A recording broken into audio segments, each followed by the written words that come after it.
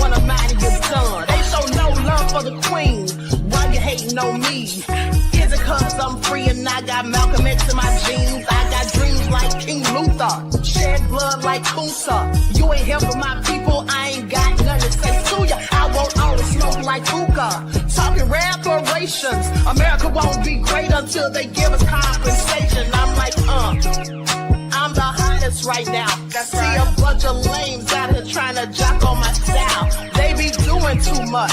I'm the queen, it's too easy. It's like they all in Popeyes, how they be talking so greasy. I just sit back and laugh while these haters get mad. So nefarious how they don't want my pockets with cheddar. I tell them they can do better. These snakes in the grass can leave a bite on your ass, cause y'all be trusting too fast. I got my foot on the gas, other one on their necks. Dropping receipts on haters, you better show some respect. I'm never facing regret, we only facing the threat. This is the sound of Eric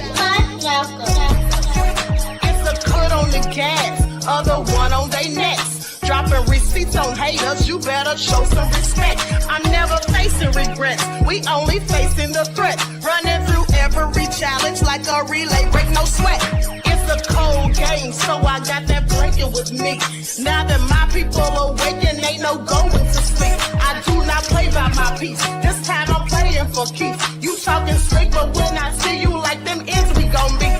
And I got gold all in my skin, God all in my blood, kings all in my circle. You touch one of mine and you're done. They show no love for the queen, why they hating on me? Is it cause I'm free and I got Malcolm X in my jeans, and I got gold all in my skin, God all in my blood, kings all in my circle. You touch one of mine and you're done. They show no love for the queen, why they hating on me?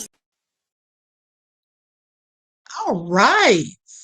All right. Hello, everyone. Grand Rising. Thanks for tuning back in once again to the original Queen Ahmadiyyah Shakur show. I'm your host, Queen Ahmadiyyah Shakur, and this is your morning wake-up call.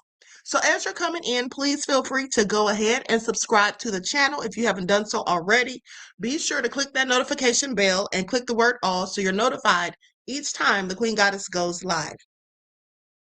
So before we get started, let's see who's in here. All right, we have Vince I Am from the UK, Buckhorst DC, 57 Beige Fox, G from the Land, Dark 2, Millicent, Starseed Oracle. All right, let's get into it. Just Joy. Okay. With that, I've been said, hey, Danielle. All right, Nessa G is in the virtual building. We the people, Quiet Storm. All right, Dark 2, did I say you? Okay, so with that all being said, hey, Flawless Honey.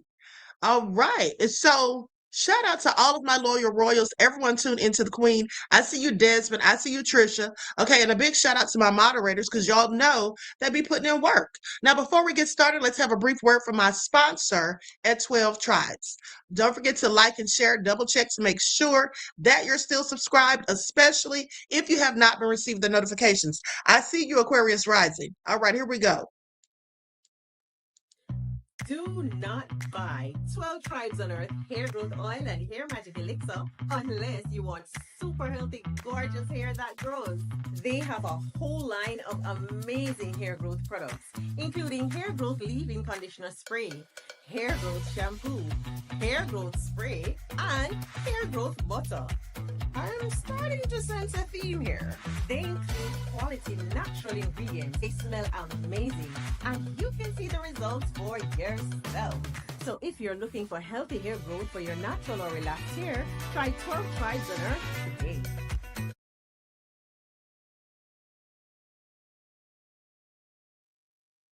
All right, so with that all being said, don't forget you can purchase 12 Tribes hair oil at Etsy.com.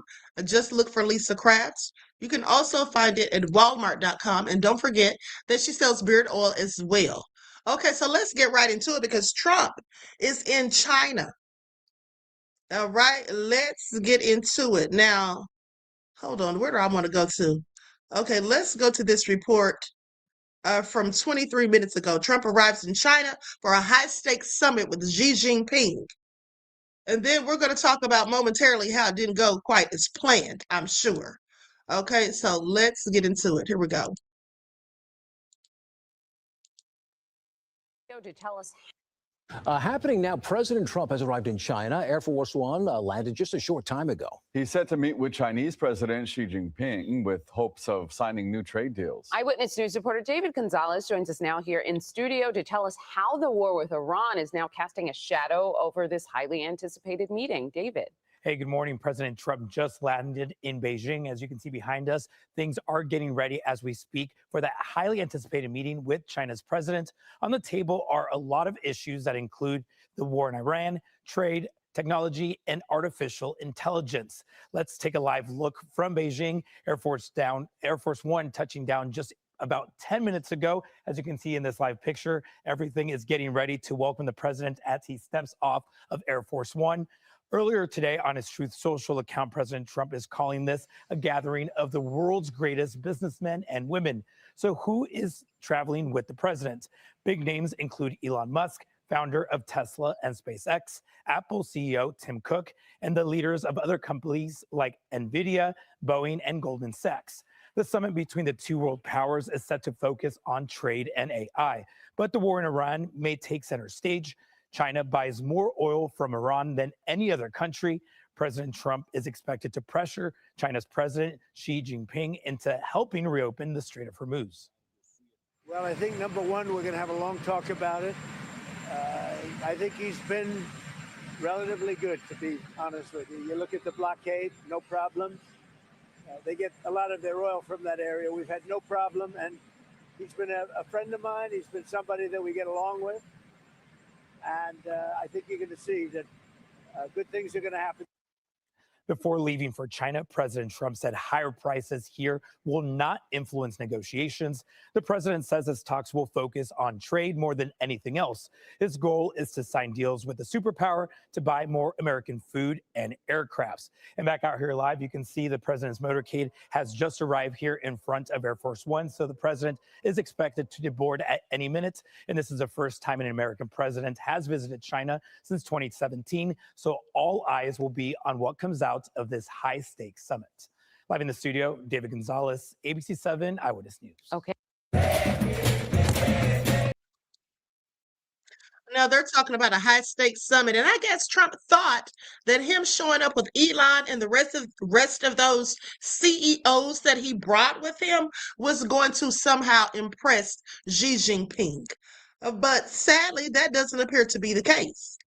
Okay, and the reason that doesn't appear to be the case is because it seems like China's reception towards Donald Trump was not the same as their reception when they were awaiting the arrival of Iran's foreign minister, Abbas Araghchi. Okay, it seems like they basically downplayed Trump, like they weren't, thrilled about his coming. And let's just take a look-see. I'm going to share my screen. Likes up, everyone, please like and share. Thank you in advance. Okay, so now here we have a post from Anne-Marie Horden. Good morning from Beijing, where the U.S.-China meeting is a sidebar on the front page of the China Daily. Okay, they said it was a sidebar. Y'all see that? Okay, because look who's on the front page. Darn sure isn't Trump. They have Sino Tajik. Okay. They have him and Xi Jinping on the cover of the front page of the China Daily, not Trump.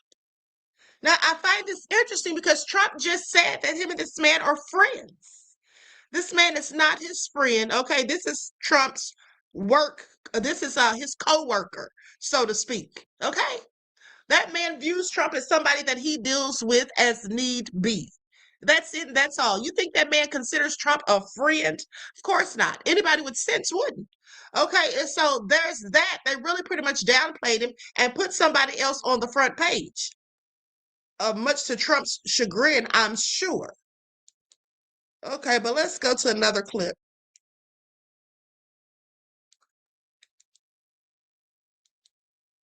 Here we go.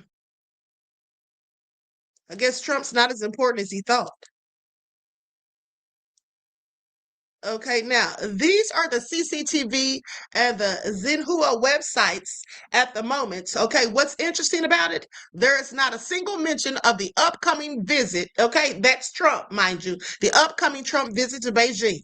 Those who are familiar with China know very well what this means. Those who aren't will learn soon. Okay? They don't have anything mentioned about Trump supposedly coming there, about his visit. Now, mind you, the thing about this is, Nessa G said he's nobody's friend. Exactly, beloved. But here's the thing. Now, they didn't post about Trump coming there because they didn't want to broadcast it, and we all should know why.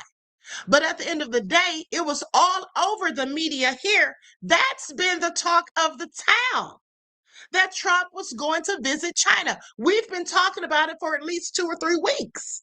I think I first mentioned it about 2 weeks ago because that's how much they've been hyping it up, reporting on it, putting it in the news, because this is supposed to be such a thrill for Trump to be going there. But clearly, Xi Jinping doesn't see it as the same.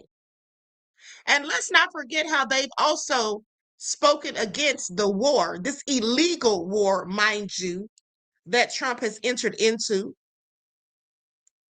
Let's also not forget that I reported to you all days ago, about 4 or 5 days ago, that Abbas Araghchi, who's the foreign minister of Iran, was also going to China and that he was going to get there before Trump. But let's see how he was received. Did they talk about it? Did they have a publication about it? Was it in the newspaper? What did they say when he was coming? Now, Iranian Foreign Minister Abbas Araghchi meets his Chinese counterpart Wang Yi in Beijing. Now, of course, this was reported by Iran.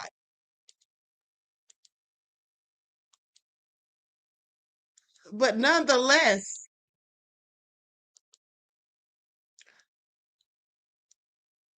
now this is what Abbas Araghchi said after his meeting in China.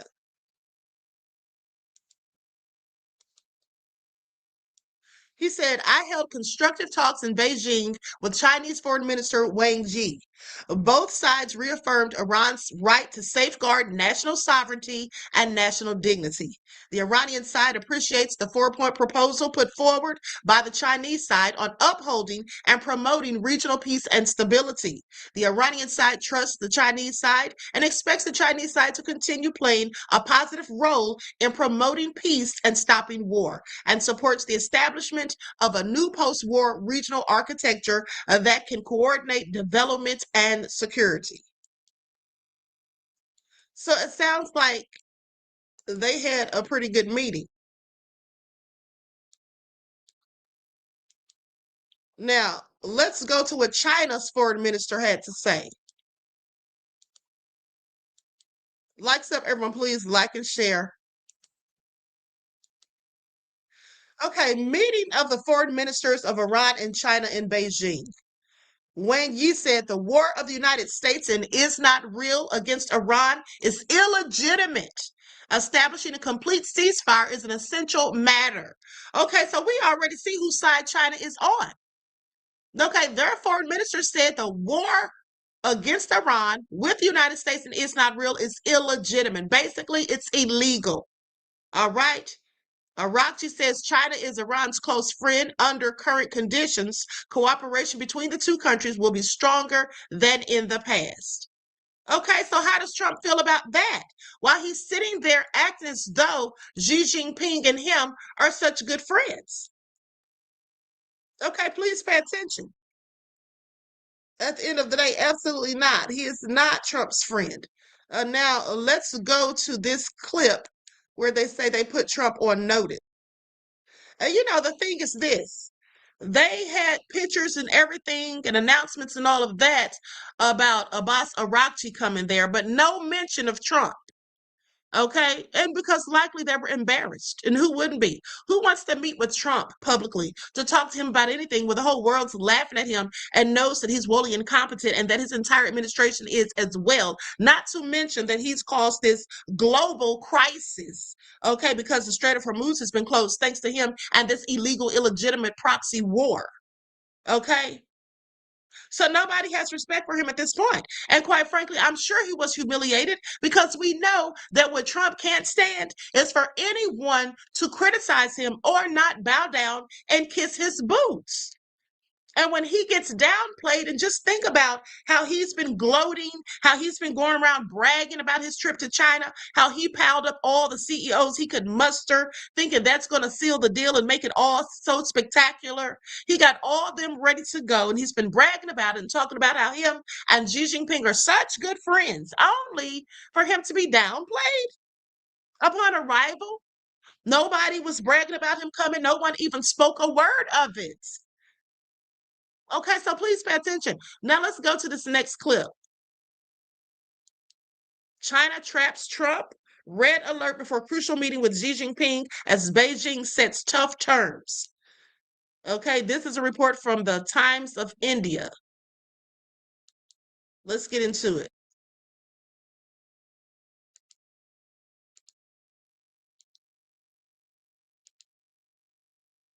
In Taipei, China considers Taiwan an inseparable part of its territory.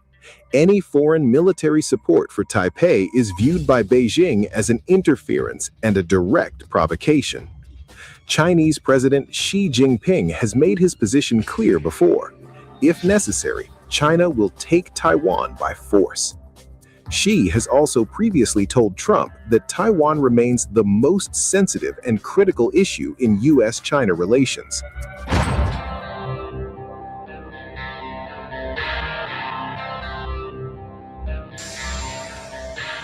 Before boarding Air Force One for Beijing, Trump called Xi Jinping a friend and somebody that we get along with. Trump added that he plans to discuss the war involving Iran, a country the United States has accused China of supporting. What is your message to President Xi as it relates to the Iran war? Well, I think number one, we're going to have a long talk about it. I think he's been relatively good, to be honest with you. You look at the blockade, no problem. They get a lot of their oil from that area. We've had no problem. And he's been a friend of mine. He's been somebody that we get along with. And I think you're going to see that good things are going to happen. This is going to be a very exciting trip. A lot of good things are going to happen. Do you think he needs to intervene at all with the Iranians? I don't think he does, can help no. in any way? No, I don't think we need any help with Iran. We'll win it one way or the other. We'll win it peacefully or otherwise. Their Navy's gone. Their Air Force is gone. Every single element of their war machine is gone. They've killed a lot of people. They've killed 42,000 people at least over the last month and a half. We win. Mr. President, no matter how you cut it. Mr. President, do you believe your visit to China will impact of international economy and price of oil? It's going to be a positive. We're going to have a very good meeting. I spoke with President Xi. We both look forward to the meeting. It's going to be great. Mr. President, Look how he tries to abruptly answer the questions, and he doesn't even answer them thoroughly. Okay, it's going to be great. We both look forward to it. First of all, how does he know if that man's looking forward to it? I can't tell, because if Xi Jinping was looking forward to it, he sure didn't have that publicized anywhere. Okay, please pay attention. Trump is just a liar who lies. And at the end of the day, his hope was that he would get there and get Xi Jinping to offer to help him negotiate with Iran to have the Strait of Hormuz reopened. That's what his hope was. But let's continue. Mr. President, what is going to be your red line to end the ceasefire for you? What will it take to pull the plug? Well, we're going to see, and we'll be thinking about it on the flight, and we'll be thinking about it for the next little while. But we've beaten their military very soundly. That's over with. The blockade is very effective. It's been 100% effective. And one way or the other, it's going to work out very well. It's going to work out very well. I think you're going to have so much oil. You're going to have a gusher of oil like you've never had before. Oh my God, he's just saying the same thing over and over. You're going to have so much oil. You're going to have gushing of oil like you never had before. Everything's better than it ever was before. Let him tell it. Okay, then he goes back to talking about the great relationship he has with Xi Jinping. Let's move on. I've heard enough of his BS. Iran retains most of its missile capabilities, and this is according to U.S. intelligence. Now, I find it interesting because didn't we just hear Trump say for the umpteenth time that, in fact, their military is gone, their navy's gone, okay, everything is just gone? We're beating them so ferociously. Isn't that what he continues to say? But yet he still doesn't have control over the Strait of Hormuz. Yet we're still having a global economic crisis, and the Strait of Hormuz is still on lockdown. Yeah, we're winning, Trump. Touching down in Beijing this morning for a high-stakes summit with China's President Xi Jinping. We're going to have a great meeting in China. He's a wonderful guy. He's a friend of mine. Looming over the talks, the ongoing war with Iran, with President Trump expected to press Xi to use his leverage with the Iranian regime to help end the nearly 3-month-long conflict. We're going to have a long talk about it. I think he's been relatively good, to be honest with you. But just minutes later, the president contradicting himself. We have a lot of things to discuss. I wouldn't say Iran is one of them, to be honest with you, because we have Iran very much under control. It comes as the New York Times reports Iran has regained access to most of its missile sites, launchers, and underground facilities, according to people with knowledge of classified assessments from earlier this month. The Times sources also say there's evidence Iran has restored operational access to 30 of its 33 missile sites along the Strait of Hormuz.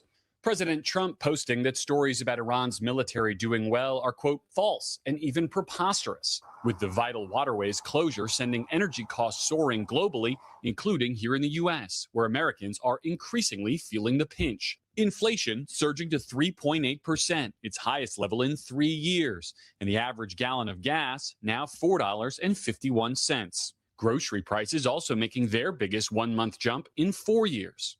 President Trump asked whether that financial pressure on Americans is motivating him to make a deal with Iran. Not even a little bit. It's the only thing that matters when I'm talking about Iran, they can't have a nuclear weapon. I don't think about American financial situation. I don't think about anybody.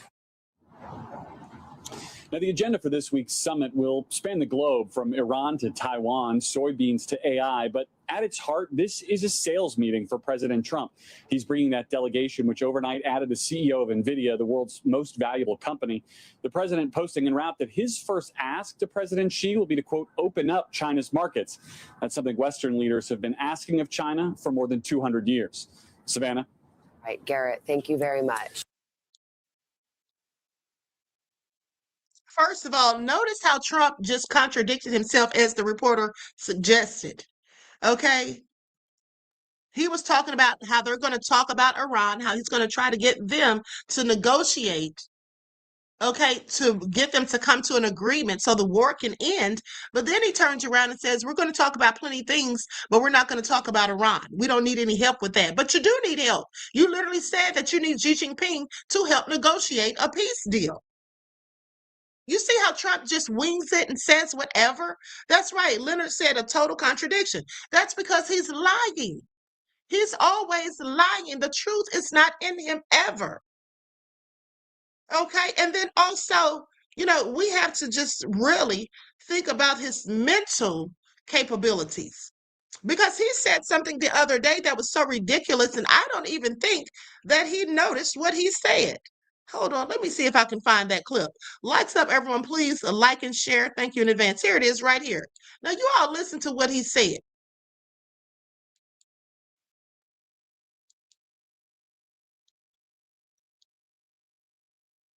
Here we go. Now, listen to this. Right now, in a number of states, the laws allow a baby to be born from his or her mother's womb in the 9th month. It is wrong. It has to change. Right now, in a number of states, the laws allow a baby to be born from his or her mother's womb in the 9th month. It is wrong. It has to change. I'm like, is that AI?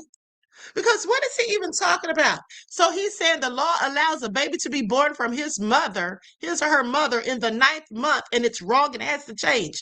Well, it's always taken 9 months for them to be born. What's he talking about? Or did he perhaps mean to say that the law allows for them to be aborted in the 9th month? Maybe that's what he meant to say, but that isn't what he said. And the sad fact of the matter is he didn't even realize that he misspoke. Okay, and no one bothered to correct him. All right, just a bunch of A-kissers is all he deals with and he's ever around. Anyway, let's move on. Likes up, everyone, please like and share. Let's go to Kash Patel, because they said Trump must think that it's think that it's a good thing that Kash Patel or Small Change Patel is getting all of this negative press.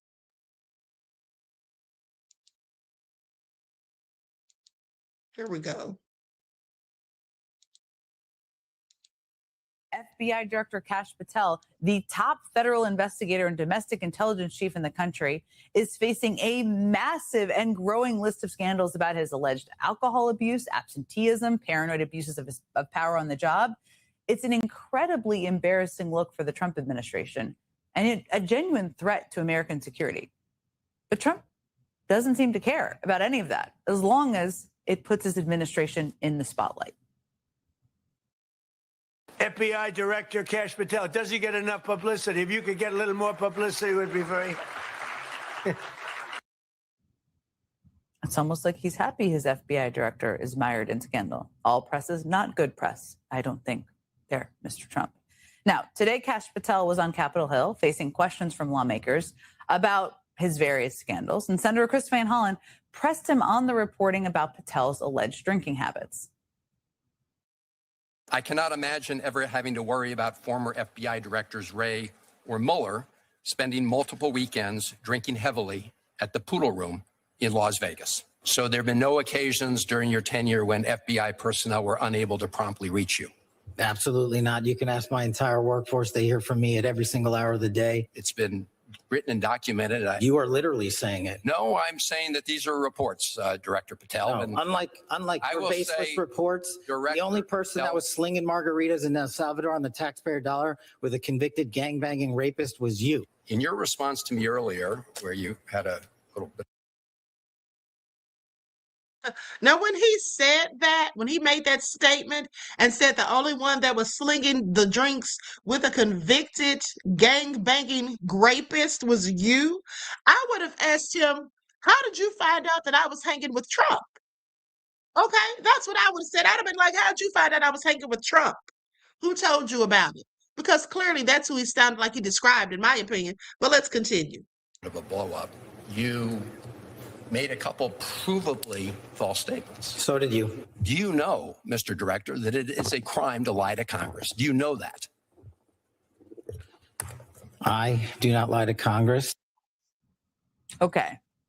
A couple of things to say about that. First off, when Patel accuses Senator Van Hollen of slinging margaritas on the taxpayer dime, he's referring to this photo. The photo I'm going to show you again. There it is. When Senator Van Hollen traveled to El Salvador to check in on a man the Trump administration wrongfully sent to a notorious mega prison, Senator Van Hollen said at the time that the drinks you see on the table were actually put there by the government of El Salvador to make it seem like they were not abusing the prisoners at that facility. But more importantly, I remember that. And if you all remember, I reported on that. I told you all that those drinks were nothing but water, and that they did put them there to make it look like they're so nice and they treat the prisoner so good. Because if you remember that piece that 60 Minutes did, okay, on CCOT, they basically never wanted to show that. Remember, they said they weren't going to air it or whatever. This was around that time. So yeah, so they tried to set the whole thing up to make it look like, oh, they're being treated just fine. He's all nice and clean. We've got him, drinks and everything, but it was all a ruse. And Kash Patel knew this. So for him to try to flip the script and gaslight and project and deflect and act like, oh, but you're the one that was throwing down tequilas, just full of crap. importantly, it's notable that Kash Patel is categorically denying that the story about his drinking was true. That story cited at least 9 sources for its various allegations about Patel's behavior. There were more people who came forward, according to the reporter, after the story was published. And Patel was so outraged by the story that 2 people familiar with the matter told MS Now that Patel has ordered polygraphs for dozens of members of his team in a desperate search for the people who leaked to that reporter. Now, it is hard to imagine why Patel would be hunting for leakers by using polygraph tests when he says the story is completely made up. That makes no sense. Exactly. Patel has spent a lot of time and energy denying these specific stories about his alleged drinking. But we already know a good deal about his drinking habits from public accounts and things he said publicly. I mean, we have all seen the footage of Patel guzzling beer with members of the U.S. men's hockey team while on an official work trip. And it's not like Kash Patel was ever shy about talking about his drinking habits before he was the FBI director. I know this is hard to hear, but it's important. The shooter who murdered my beautiful butterfly Dylan. Sunday nights would roll around and the president would try to find me. I'd be like, sir, I am on call every day, including Sundays, except the very late evening where Sundays are for God, hockey, and beer, not in that order. And I will resurface back on very early Monday morning. It turned into Flannel Fridays because I was having this beer and I was wearing a flannel shirt. And now it's this massive thing online. I'm going to be on the sheet playing in the beer league, having a PBR, and then I'll return your phone call. Obviously, I'm kidding, but it was funny. We had this tradition every night where he would call it a final.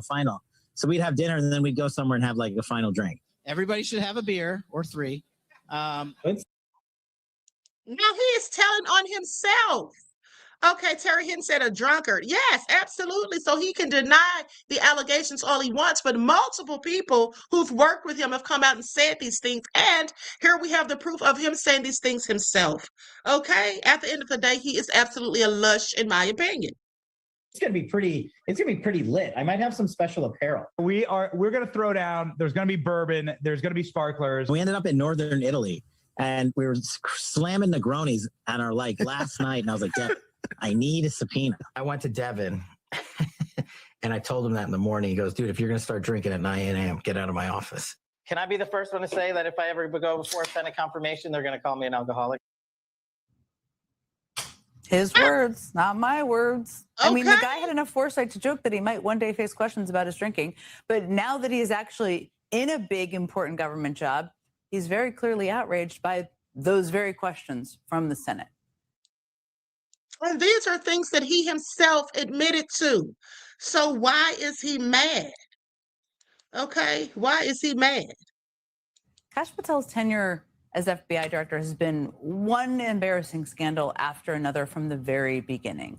Tonight, just before we got on air, a former top career FBI official spoke out for the first time about the chaos in Patel's FBI. And in the early days of the Trump administration, FBI hostage negotiator Brian Driscoll was elevated to be the interim FBI director while Patel was being confirmed. And he says that right from the beginning, things were not going well. Patel told you that as long as you were not prolific on social media, didn't donate to the Democratic Party, didn't vote for Kamala Harris in the 2024 election, that the vetting would not be an issue. Yes, yeah, it's exactly. It's not funny, but that's exactly what he said. He's like, okay, just tell me if you voted for a Democrat in the last 5 elections. This conversation is over and conclude the phone call. So it's just disgusted and shocked. Why were you disgusted? Because now my fear that there was a political wave coming towards the FBI with vitriol directed at the FBI, it was palpable. And there was a sense of shock that, like, well, I'm really close to this thing. Patel and his deputies were politicizing the FBI from day one of this administration. That's what you just heard from Brian Driscoll. And every day we learn more and more about how the FBI has been fundamentally changed under Patel's leadership. Just tonight, the news outlet Notice reports that the FBI has created a so-called payback squad, a team specifically comprised of agents who are willing to pursue Trump's political targets. That's according to 4 people who spoke to Notice on condition of anonymity. Everywhere you look in this administration, Trump is reshaping the government to focus on his personal priorities, to target his enemies, to focus on the things he cares about. And he just doesn't care about what gets lost in the process. Michael Feinberg was an assistant special agent in charge at the FBI before being pushed out by Kash Patel. And Tim Weiner is a Pulitzer Prize-winning investigative reporter. He's the author of the book Enemies, A History of the FBI, and his latest book is called The Mission, the CIA in the 21st Century. Must-read books in the moment we're living in. Thank you both for being here. Let me start with you, Michael. There's so much I want to ask you about, but I want to start with what we learned today from Brian Driscoll and how he described his job security at the FBI under Patel as being reliant on his willingness to purge agents that investigated Trump. I mean, you not only worked under Driscoll, but you yourself were, of course. I think everybody remembers this, even though you help explain government and law enforcement to us every day. But you yourself were pushed out of the FBI for your connection to an agent who investigated Trump. What was your reaction to seeing him talk about all of that in the interview?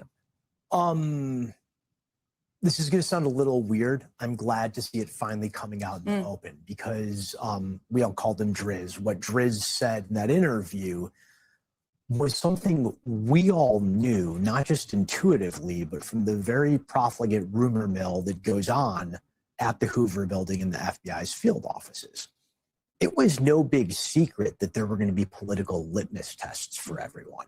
The weekend that I was informed I was under the radar, shortly before I resigned, one of my friends who is very high in the organization still gave me a heads up that if I was put in a position where I had to speak to either then Deputy Director Dan Bongino or Director Kash Patel, I should expect to be asked who I voted for. Mm-hmm. So it's not surprising. And it seems like it's kind of an unspoken thing that everybody knew that this had happened to him. And now it's finally coming forward, which is certainly significant. I wanted to ask you about another story because today House Judiciary Democrats accused the Justice Department of improperly paying out FBI agents who were suspended for misconduct, but who appear to be political allies of Trump. I mean, this taken together with Driscoll's account seems to paint a picture where people who signed up to be career officials, non-political, are being asked to do something that is certainly not what they signed up for, at the risk of termination, I guess. How do you see it? I think that's a very accurate way to put it. In a different environment, I might put it a little more bluntly and a little more harshly. But what we're seeing now runs fundamentally counter to the idea of an apolitical law enforcement or intelligence community apparatus.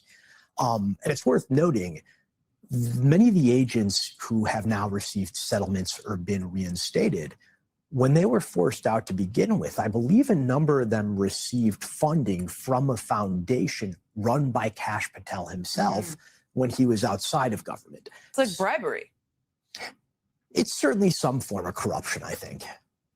Imagine being able to build an app with your name on it, just by thinking about it.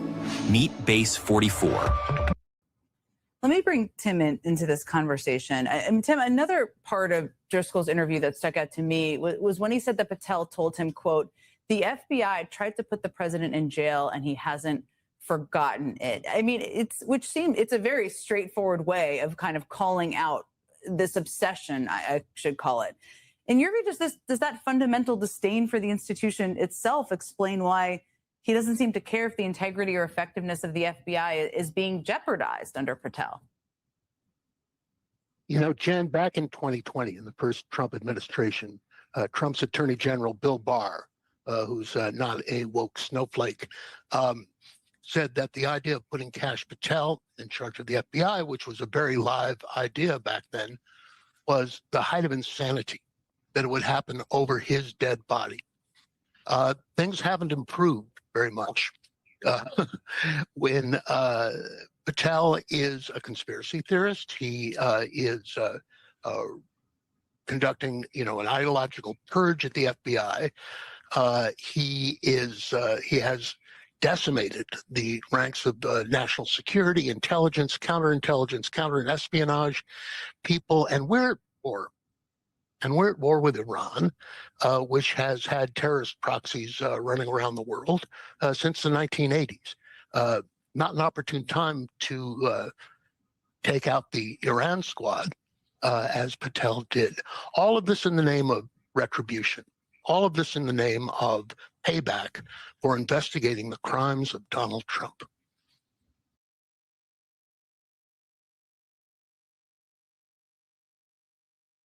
Okay, all as payback for investigating the crimes of Donald J. Trump.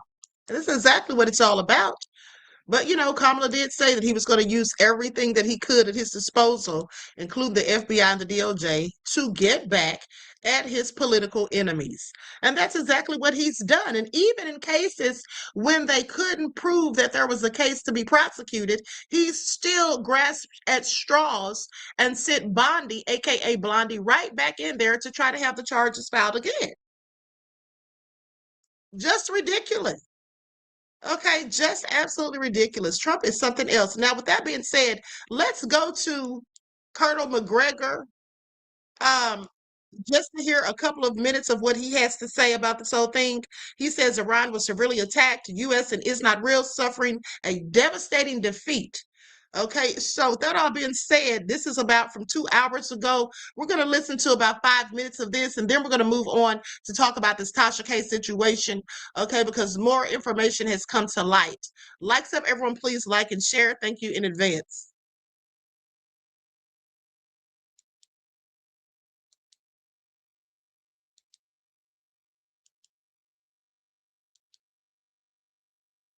Let me get my overlay.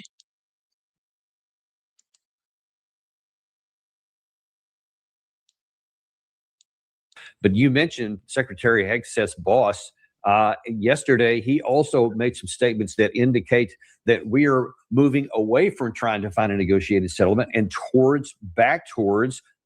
Here's what comes off a bowl of strawberries when you drop this device in the water. These berries are fresh from the store and already rinsed under the tap. The kinetic version. Here's what he had to say. After reading that piece of garbage they sent us, I didn't even finish reading it. They said, I'm not going to waste my time reading it. I would say it's one of the weakest right now. It's on life support. They understand these are all medical people. Dr. Oz, life support is not a good thing. Do you agree? Bad prognostic. I would say the ceasefire is on massive life support, where the doctor walks in and says, sir, your loved one has approximately a 1% chance of living. Okay, Doug, if I could riff a little bit on this, I think if we're going to apply that 1% chance of something on life support, it might be our current policy, not the Iranian side. How do you view it? I think that President Trump's conduct of foreign policy and military affairs has been an exercise in psychological bluff. Everything that Trump has been doing is an approach that creates the outward show of success. And it's worked for him in some cases, particularly in struggles with weak European leaders, or at least insofar as kidnapping the top man in Venezuela. But when the bluff has been employed as he has against a state like Iran, it's simply failed. And so we've been watching as the transformation of Project Freedom into Project Nowhere has taken place in front of our eyes. And I think that's exactly where he is. But he's going to continue to insist otherwise until, final day on this planet. And there's so many people that are jumping on this. I mean, we've shown many times, and I. So translation, he basically is just saying Trump's just a liar who lies, and he's going to continue to lie until the day he dies. That's basically what he said. For as long as he's on this planet, right? So he's basically saying Trump's just out here lying, acting like he's winning when clearly he isn't. And that could fly with other stories and things that other situations. But with this whole thing with Iran, you can't hide it. Okay, you can only hide the truth for so long. Now we see all of the truths coming out, talking about their navies at the bottom of the ocean, talking about they have no military and all of this stuff, but still they're letting off all these missiles. They're still doing damage. They said it's not real on fire. They're maintaining a chokehold on the Strait of Hormuz. So who's really desperate here, Iran or Trump? I think we can all clearly see, but let's continue. I want to inflict this one on you with Jack Keane, who just almost on an hourly basis seems to be putting out statements that, yes, that's exactly what President Trump should do. Forget about diplomacy. Forget about offering him anything. We need to go back in and finish the job is what they keep saying over and over. You have Lindsey Graham, General Kellogg, Mike Pompeo, Mike Waltz. I mean, all these people, they keep saying this over and over. To this next one, we'll just add John Bolton. That's from this morning. He says there has to be regime change in Iran. Anything that the current regime agrees to is just a piece of paper that they will ignore. We're putting terrific pressure on the regime right now. Let's just keep going. What do you say to that idea? We have to look at General Keen's sources of income, find out where most of his wealth comes from, and then you'll answer that question. I hate to be blunt, but I think it's what it boils down to. He's not a stupid man. I know him. He's an intelligent man. He can distinguish truth from falsehood. And I think he's very, very well aware that this is a stinker. Not a stinker. Mm-hmm.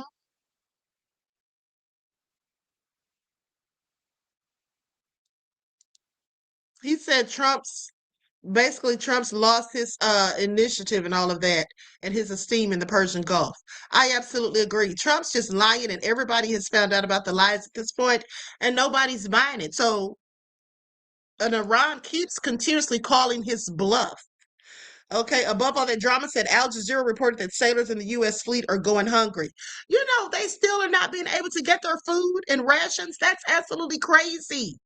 Okay, that's absolutely crazy. And Trump doesn't give a darn. And you all heard him say on that clip that I showed earlier that he said when it comes to Iran, he doesn't talk about the Americans. He doesn't care about the Americans, about the prices. He was saying stuff like that. So like he said, I'm not thinking about that. So he's literally not thinking about the struggles of the everyday common people because he doesn't care. It doesn't concern him. Does MAGA know that with their silly selves? Now, anyway, we're about to get into this whole thing with Tasha K. Since your prophetic bastard said, wondering how you feel about it, Queen. I feel like I get that it's beef and that she wanted to get back, but it's too much. Cardi B is super rich. Does she really need to starve Tasha K? Pretty heartless. Well, here's the thing. Since you prophetic bastard, since you asked me how I feel about it, I'm so glad you did. I'm going to tell you how I feel about it is this. And I said this yesterday or the day before. What's right is right and what's wrong is wrong. Why are you counting Cardi B's money? You see, that's the problem with people. You don't count the person's money when somebody owes them. If it can be the richest person in the world, it can be a trillionaire. But if somebody owes them $4 million, then that person needs to pay. Whatever they have in their bank account is irrelevant. If you owe me money, pay me what you owe. Whatever I'm bringing in, it's not your business. And also, when you say it's pretty heartless, well, you know, in my opinion, it's pretty heartless to lie on a married woman who was married at the time with children and to say that they have herpes when you know they don't. Or even if you don't know it for a fact and you just think they do, or you think that's what you heard. And then you find out that it wasn't even true and you refuse to take down the video disparaging this person telling these lies. Why do some of you think that Cardi B is supposed to let Tasha K off the hook for lying on her? Y'all sound crazy to me. I'm not trying to go in on anybody, but I'm really trying to understand why do some of you think that makes sense? Why do y'all think that makes sense? You said, okay, Queen, that's why I asked, because I don't know the half of it. Okay, because yeah, the bottom line is you do know that Tasha K lied on her, and that's why she has to pay a settlement. They went to court. They were in trial for days. And the people decided that Tasha K was absolutely liable. Now I'm going to present to you some proof that lets you know even furthermore that Tasha K is a liar who lies and that she tried to get out of it. And what she has done is fraudulent, allegedly. Okay, so I'm going to pull up the receipts. Here's the thing. Like I said, I happen to like Tasha K and Cardi B. I'm not really a Cardi B fan. Okay, at the end of the day, I can respect her hustle and all of that. But here's my thing. Tasha K, I like Tasha K, but she does get on my nerves when she's always just going in and coming at Black people. Like, I really have a problem with that from any Black person. That's just me. Nobody has to agree with me, but I really have a problem with that. Like, if you're going to go in on Black people, that's fine if they deserve it, but go in on other people that are doing the same thing too, not just your own. Like, I really have a problem with that with Tasha K. And that's probably the only problem that I have with her, aside from the fact that she seems to relish, that she seems to be gleeful when people fall down. But we can all fall. You know what I'm saying? Anybody could go down or be down in the dumps. So I don't really care for that. That's just not my attitude. But nonetheless, like I said, I like Tasha K, but some of the things she does, I do not like and agree with. Okay, so now with that all being said, beloveds, let's get to the matter at hand. Now, I'm going to pull up these receipts because what got my interest, what piqued my curiosity was the fact that they said Tasha K's attorney, Chad Van Hollen, has to pay 10%, okay, that he was fined. And I'm like, okay, that's unusual. So what exactly did he do? Did he do something intentionally? Was it an error that he made? What was it? So that's why I looked further into it. So now I'm going to show you all what all went down here. Okay, and nobody needs to be feeling sorry for Tasha K. Tasha K did this to herself. She had only one thing to do, and that was to take down the videos. That's it. She was given a cease and desist because usually before someone files defamation, libel, and slander against a person or against a company or whatever, they will send a cease and desist just to get the person or people to stop saying whatever it is that's defamatory as far as they're concerned, whatever it is they're saying, and then ask them to take down the material that has already been put out there publicly. But now if you don't do that, and it turns out that you absolutely lied and shared these lies with other people and caused this other person reputational damage, financial damage, or whatever, then you will have to be held accountable if they sue you. And for anybody to lie and say a person has herpes to the world, to tell the world that when it's not true, you absolutely should be sued, period. Absolutely. Now, with that all being said, let's go to the paperwork. First thing I'm going to pull up is the non-disparage agreement. And see, this is why Tasha K is in the trouble that she's in. Because when she went to court and lost, and then Cardi B, she was supposed to pay Cardi B $4 million. Cardi B agreed to a payment plan so that Tasha K could repay the money within a 5-year time frame. 5 years to pay off the money. Now, she didn't have to do that, but that's what she agreed to do. But she was smart about it because she first said, okay, well, listen, I'll let her make the payments over the 5-year period, but on the condition that she does not disparage me, that she does not talk about me or my family or anything that I have going on. Now, the reason she would say this is because who wouldn't? You already lied on me. So if I'm going to give you the opportunity to pay this money back in 5 years, I'm giving you grace. You can make monthly payments. Well, then what you're not going to do is be allowed to just still talk ish about me or tell any more lies about me or defame me any further or whatever. That's what I want to make sure you can't do. So now we're going to pull up this non-disparage agreement and you need to sign it saying that you agree. And guess what? Tasha K signed it saying that she agreed. Why? Because she wanted to be able to pay the money off over a time-year period, monthly, making payments. Okay? So with that all being said, she signed it and agreed to it, but she didn't stick to it. She violated it at least 25 times. Okay, so let's get into it. Likes up, everyone, please like and share. I'm going to share this on the screen. Hold on. Let me download this real quick.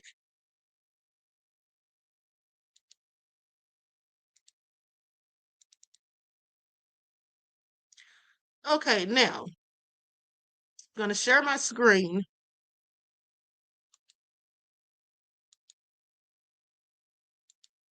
Okay, here we go.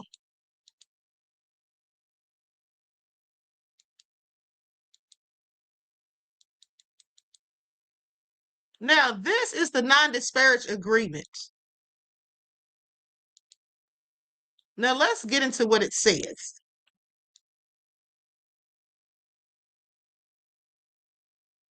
Okay, first of all, it says, as a condition of the debtor's subchapter 5 plan of reorganization, the debtor, on behalf of herself and her estate, her heirs, and her affiliated entities, and the representatives, agent, employees, and contractors of debtor, her estate, her heirs, her affiliated entities, and another company in which the debtor has a direct or indirect interest, collectively, the debtor parties, agrees not to publicly make, publish, or communicate, whether directly or indirectly, any derogatory, disparaging, or defamatory statements, remarks, or comments.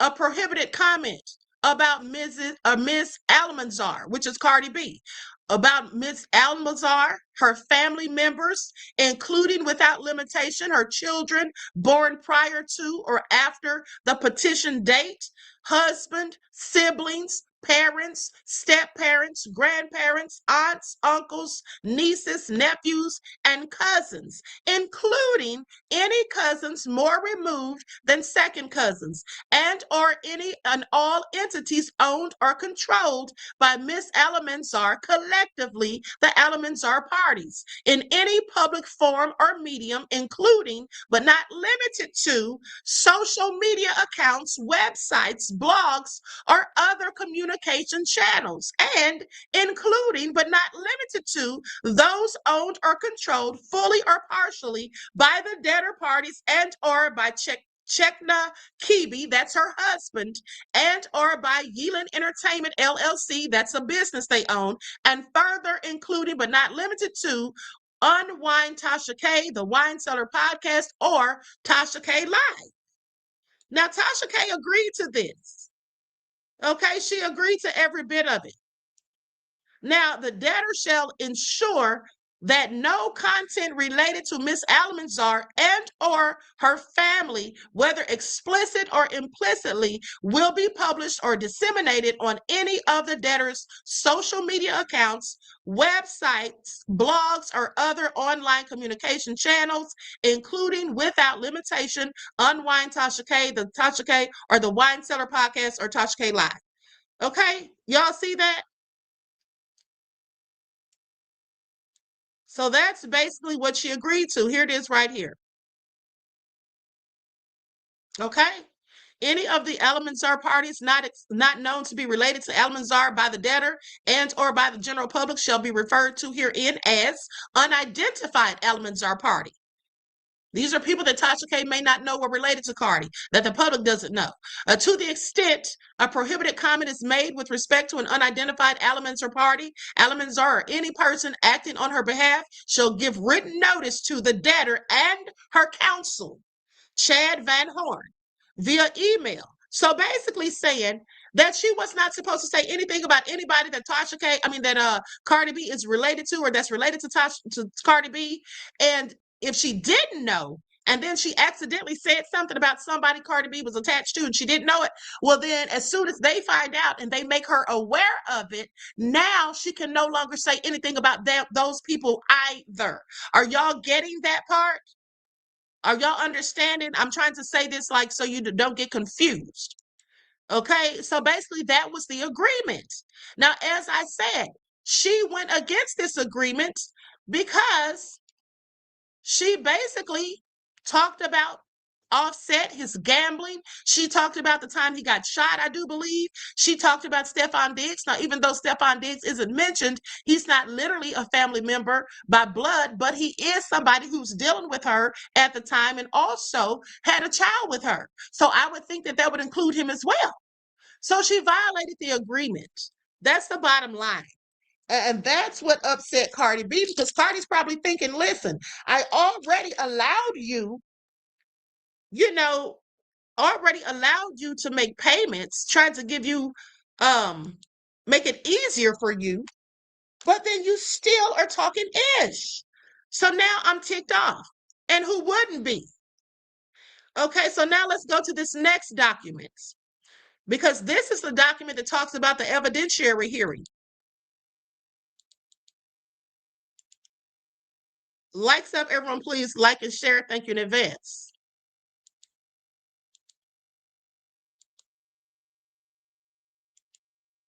Okay, now, this was filed January the 9th of 2025. So this basically says, hold on, beloveds. Accidentally clicked off of it. Okay, now, so this basically says, let me make it bigger. Okay, the court. It says, we're going to have an evidentiary hearing, and I will tell particularly, now this is the judge talking. The judge is saying they're going to have an evidentiary hearing. Okay, a hearing held before the plan was confirmed. This court addressed counsel with unmistakable clarity. Basically, the judge is saying, listen, I made myself very clear. I left no stone unturned. Okay, so now listen to what the judge says. We're going to have an evidentiary hearing, and I will tell particularly Mr. Van Horn if Mr. Moon proves even half.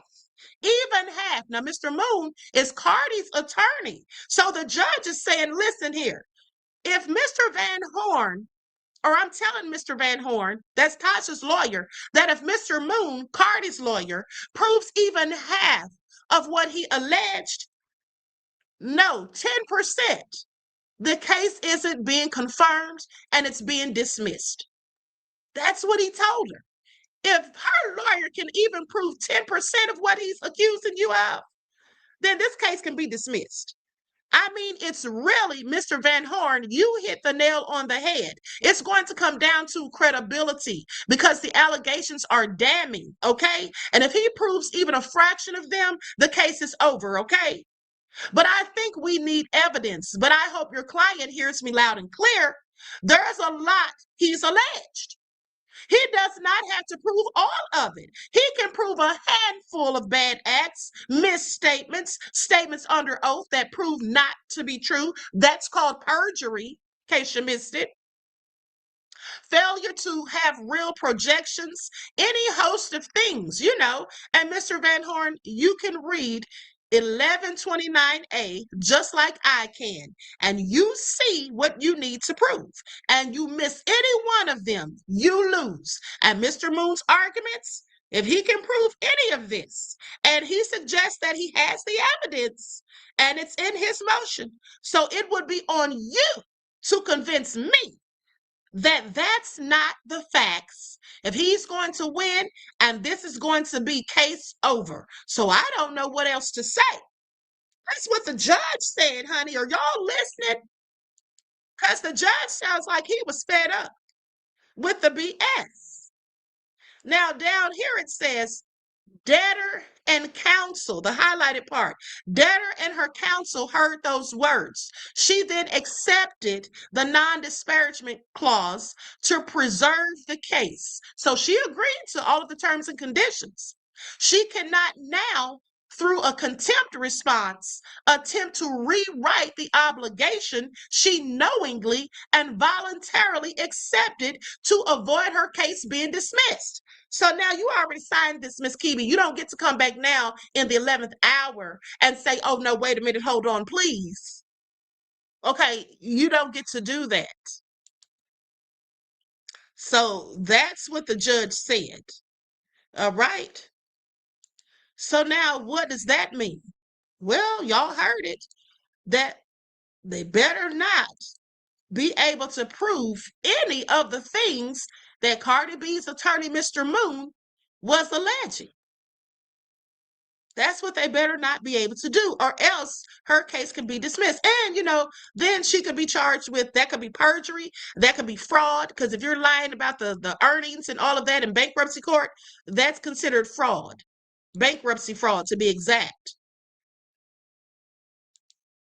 Now let's go to the next document. Likes up, everyone, please like and share. Now, this right here is where it gets interesting, because this is what let me know why the judge fined her attorney, Chad Van Horn, 10%. Well, here's why.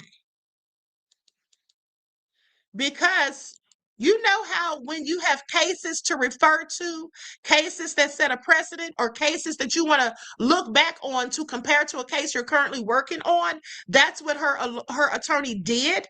But the thing is, the cases didn't exist. At least the arguments that he was making about the cases didn't exist. It was all just a load of BS.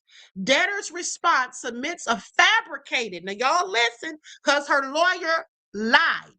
Either he lied on purpose or accidentally, but nonetheless, debtor's response submits a fabricated, or what appears to be a hallucinated, case citation, and several citations that do not even remotely, that means not even a little bit, support the propositions asserted warranting sanctions. This case does not exist. And this is a case that they reference. Paragraph 33 of the response cites Doe versus Gonzalez.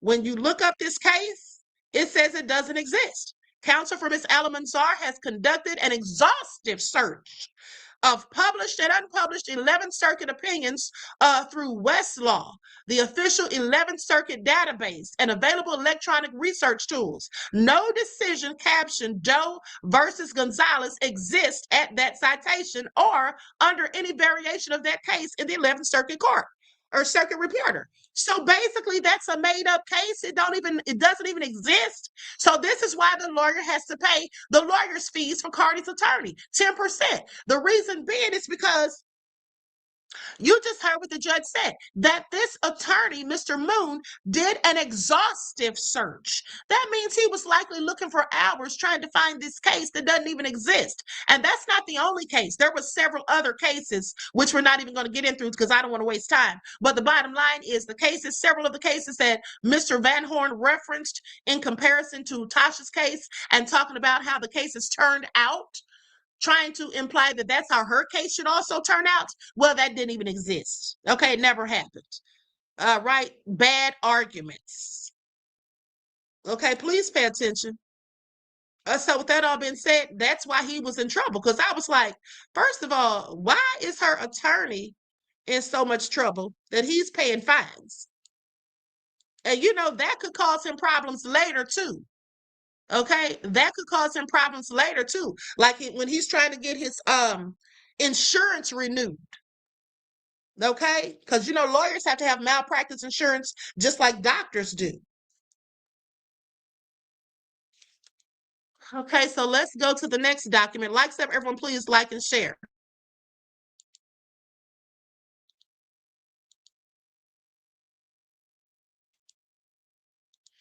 And I bet you, Tasha K, even though she won't admit it, I bet you that she wishes till this day that she had simply abided by that cease and desist and just removed those videos. Because when I tell you this case is going on for years, what is this, like 7 years now?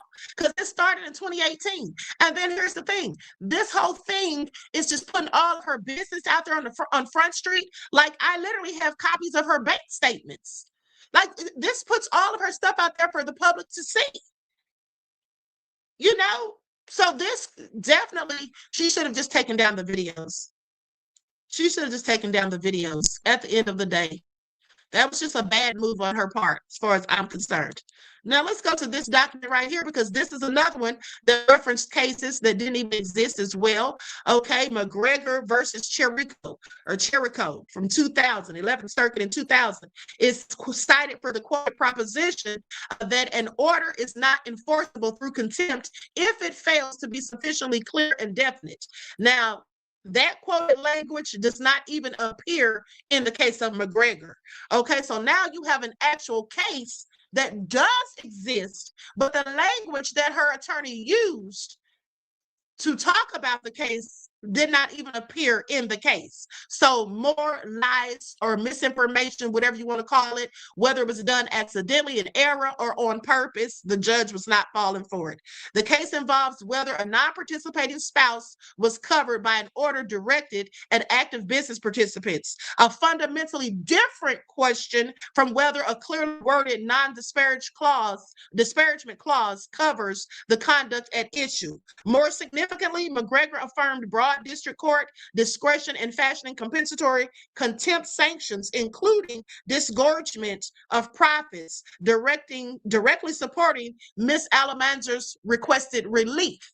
So this case actually helped Cardi, if you go by the language that appeared in the actual case, but not by what Tasha's attorney suggested.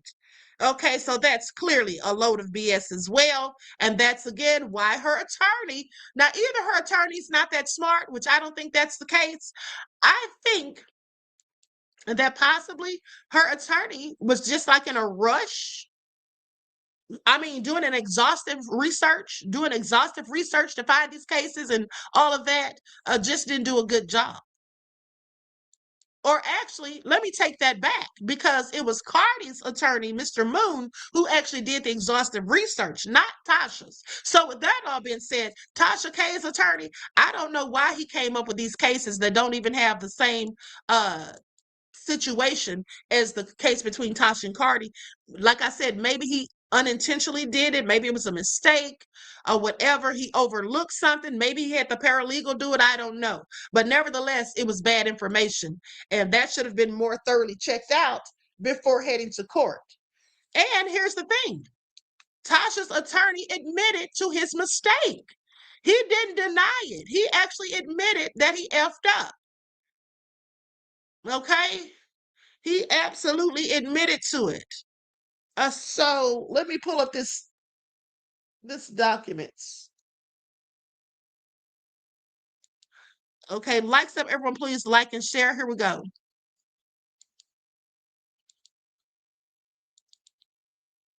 So now right here, it says, okay, so now here's what it says.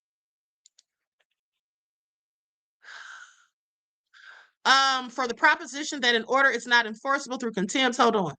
Counsel humbly acknowledges that language does not appear in McGregor. Okay, so the counsel humbly acknowledged that. So he admitted that he made an error. And then down here it says counsel intended to cite Doe versus Gonzalez. The citation is filed, misidentified the reporter page reference, the court and year. Okay, so he made a mistake, clearly. It looks like there were two cases with similar names, but done in different years, because this one says McGregor versus Cherico from 2000, the 11th Circuit, and this one at the bottom says Gonzalez, 1988. Okay, Doe versus Gonzalez decision. That was from 1988. So it looks like he just made a mistake. Not on purpose, but whether it was on purpose or not, the judge fined him, because you got to be more careful. You got to be more careful. Now, with that all being said, let's go to this next document where the lawyer, it shows what the lawyer has made, the money that Tasha has paid for her attorney's fees thus far. And that's another reason why I said she should have just taken that stuff down, because now not only do you have to pay pay Cardi B, but you also have to pay your lawyer to fight this crap, when you could have just easily taken down videos. I just can't get over it. Okay, so now when we look at this right here, this is a breakdown of what Tasha gave her attorney, of the money she's paid the attorney. So let's look at this.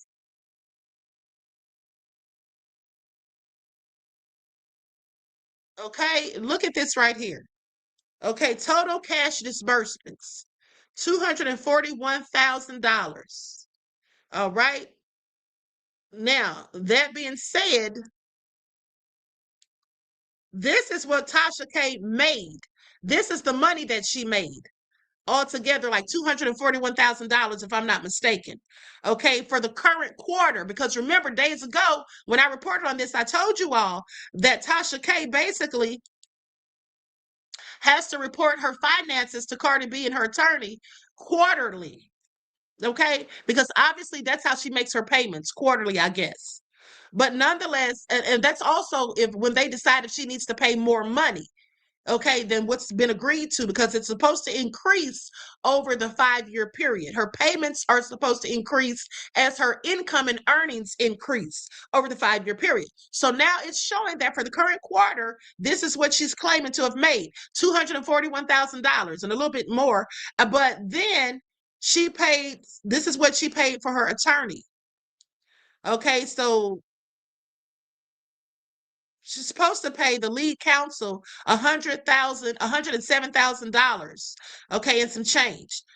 For one quarter, he received $6,000 per quarter, and then for the cumulative pay, $22,000. So that's like for the year.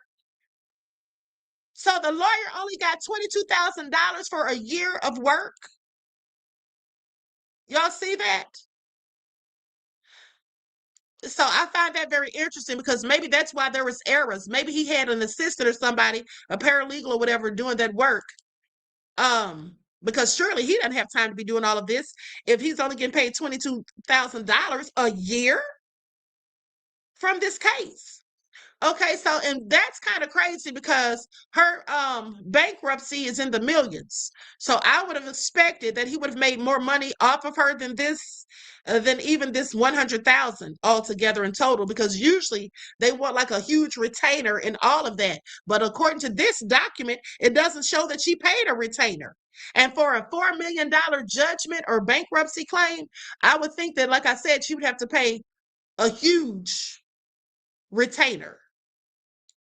But let's go on to the next document.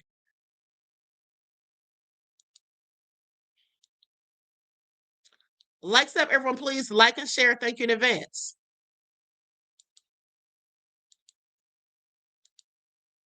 Okay, here we go.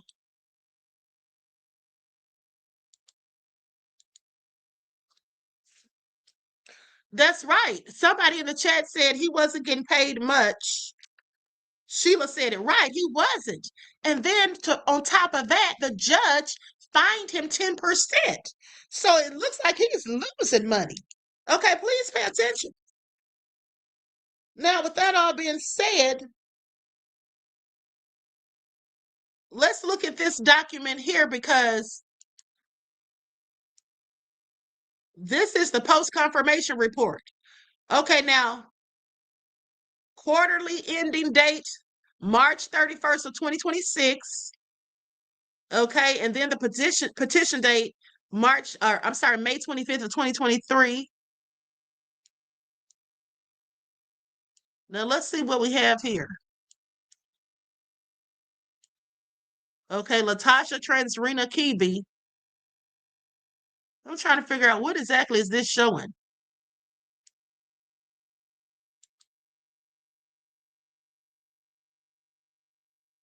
Hold on, beloveds. I'm trying to figure this out. Okay. Statement. This periodic report is associated with an open bankruptcy. Therefore, paperwork redaction act exemption something.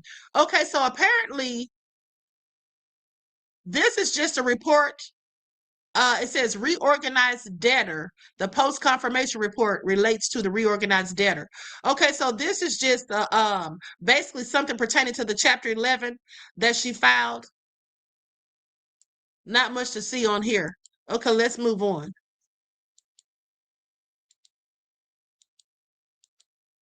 Likes up, everyone. Please don't forget to like and share. Thank you in advance. Okay, just a few more documents to go through.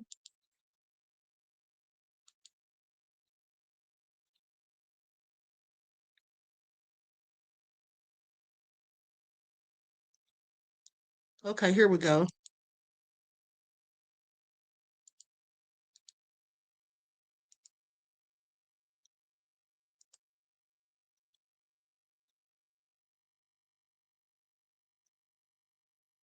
Okay, now these figures here, is this what she paid Cardi B?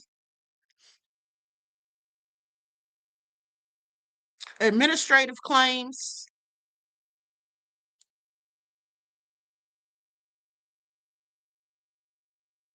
Okay, so it looks like this is a breakdown. Debtor's name, Latasha transferring to Kibi. Okay, looks like this is a breakdown of what she paid Cardi B. Let me see, secured claims, priority claims, general unsecured claims.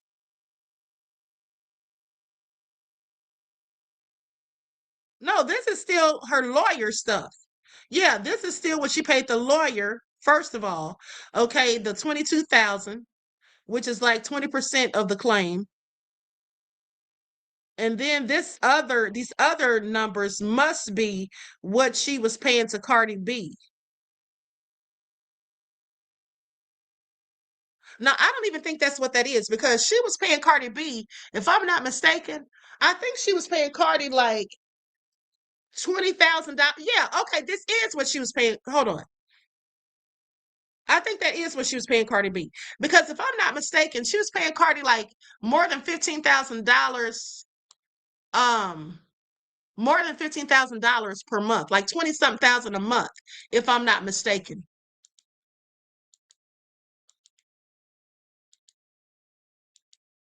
Let's go to the next one.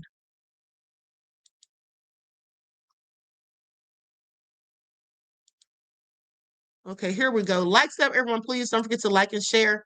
Thank you in advance.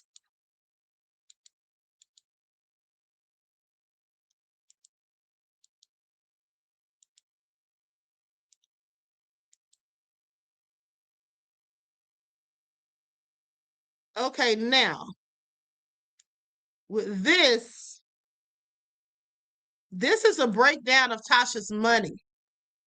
Oh, you know what? Hold on. Let me go back to that other document. I know what it was. Okay, I know what it was. Hold on. Let me pull the other document back up. Let me see something here.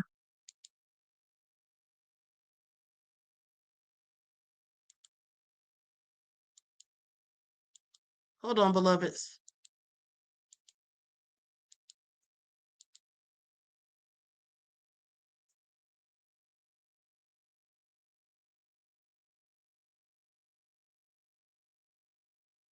Okay, yeah, that's the wrong thing. Okay, let me just go back to this. I'm confusing myself. I have too many papers. Okay, so let me just go back to this last one. Now, this right here is a breakdown of what Tasha was supposedly paying. Now, if we go to the top, you can see, oh, Lord. Okay, if we go to the top, you can see right here highlighted, wages from other sources, okay, attached to this report, attached list to this report. Okay, so now here's what it's showing. That Tasha K made approximately $82,000, okay, for the month of January.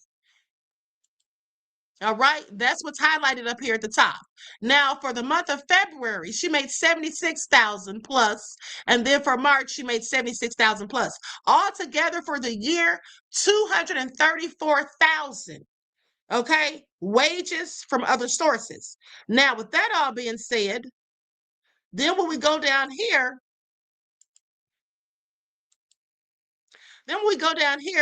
okay, it shows bank charges, auto expenses. Okay, we're going to skip past all that. Go down here to the bottom. I hope you all can see that. I might need to roll it back some. Okay, now this is what it shows where she paid Cardi B. Doggone it. Keeps clicking off. Okay, at the bottom, it says bankruptcy payments to A. Bacalis. Okay, or Bacalis A.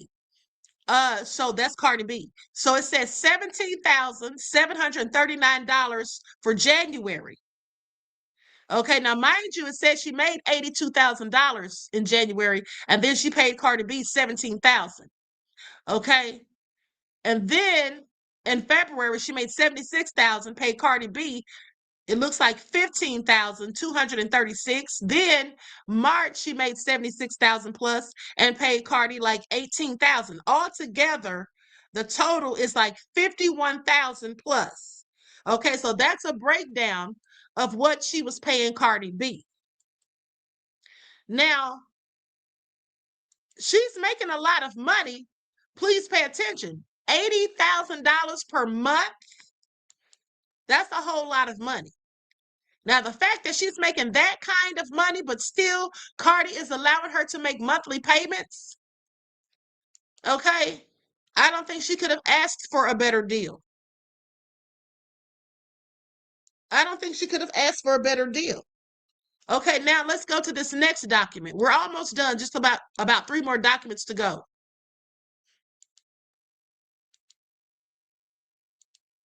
Okay, so now as you can see this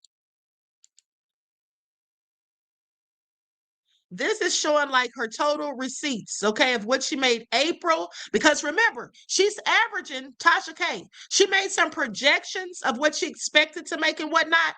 But on the average, it looks like she makes between 70 to almost 90,000 per month.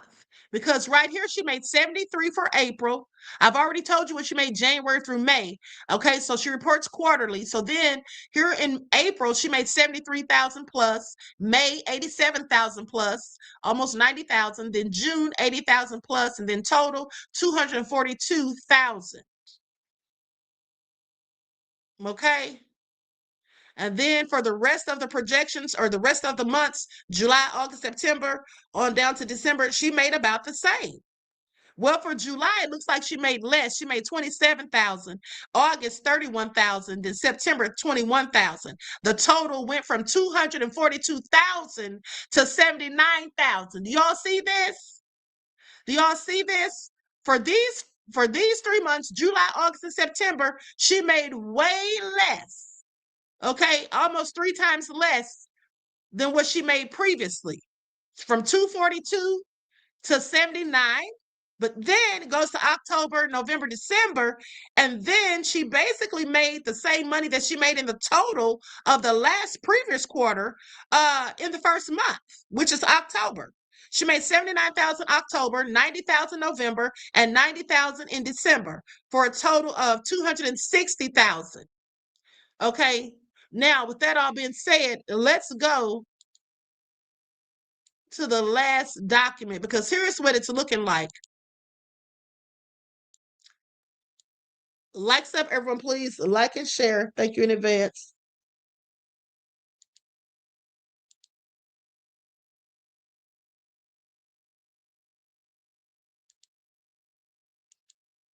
Hold on. Okay, now here we go. Now here's where it gets interesting.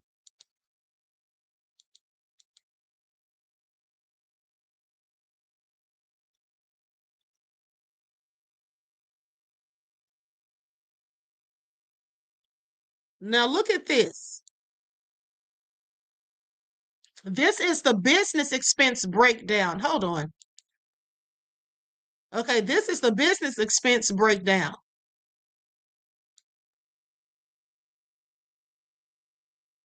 So, damn it. Hold on. I must be scrolling out too far. Hold on. Let me not make it so big.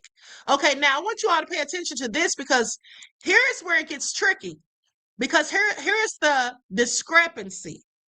So Tasha K and her husband have a company called Stash LLC, which is supposedly a newer company, likely a company that they created so they can hide some of Tasha's cash.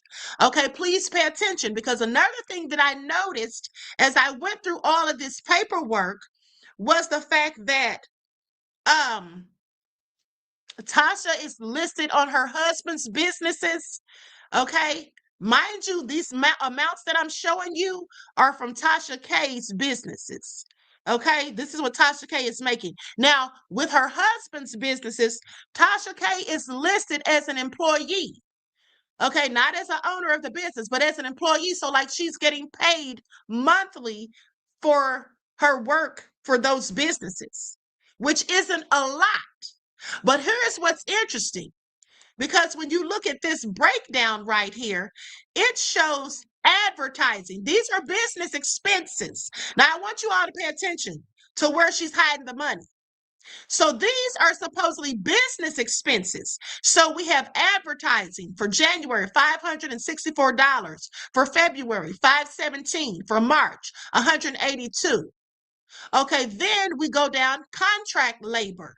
For contract labor, $46,740 for January alone. Then for February, 31,000. Then for March, 31,000, all totaling to like 109,000 plus. Now this is for contract labor. Now, what contract labor does Tasha K have? Hold on. But it is what it is. Said that's a sarcastic name for her business, Stash. Isn't it though? Wow, I literally didn't think of that, beloved. Thank you for pointing that out. Stash. And that's what she was doing, stashing the cash in a business LLC known as Stash. Ha! Allegedly. Okay, isn't that crazy? But hold on, because like I said, here's the thing. Where is Tasha K spending all this cash? Like Florida Evans, when JJ was having all that money from illegal activities, remember?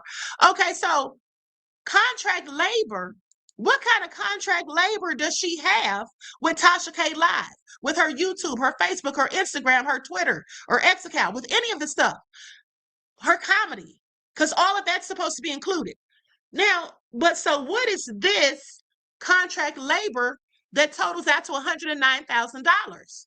Well, that's her husband's business.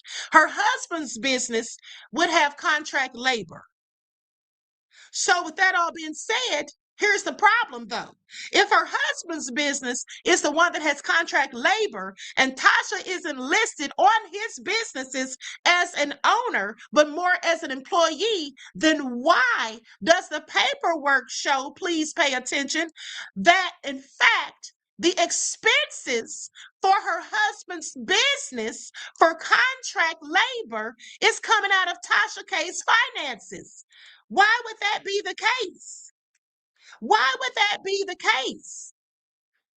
You see how that doesn't add up? The math isn't mathing, because if you're an employee and you're making like, $1,500 to $5,000 or whatever he's paying you or whatever, why would $46,000 come out of your finances for a business that you don't even own? You're just an employee and he owns it. That's where the money is. Y'all see it? That's where the money is stashed. And Cardi B and her lawyers now know this. And I think they have to go back to court on Monday. So when Tasha K comes back to court, it would behoove her to come clean and show every trail or breadcrumb to all of the money that she in fact makes. Just come clean and put it all out there, because this is not going to fly. And if the judge really wanted to be nasty, the judge could report this to the IRS, because the judge could feel like, okay, wait a minute, if you're not being fully transparent with the court and you're lying to the court about your finances, are you really filing taxes on all of this? They could have the IRS review it. Or they could even send it in for criminal charges and say that it's bankruptcy fraud, that this court was deceived. Now, that probably won't happen, hopefully, but that could happen. And that's why Tasha K could have just solved this whole thing, like I said, by just taking down the darn videos. Look at all this stuff and that she's had to go through. Years later, here we are, and she's still going through this stuff. She could have moved on her life and been just done with it. But pride goeth before the fall, because she was so prideful. She refused to take down those videos. She refused to admit that she didn't know what she was talking about. She refused to admit that she was in fact wrong. And look what it cost her. Let this be a lesson, okay? Let this serve as a cautionary tale to people who go out here telling lies on other people. There are consequences, okay? because this math is definitely not mathing. And then you look down here at the bottom and it shows second, third, and fourth quarter. Total personal and business expenses. So you mean to tell me that out of all the money she made, her business expenses were $241,000? That means that's almost 50% of what she brought in.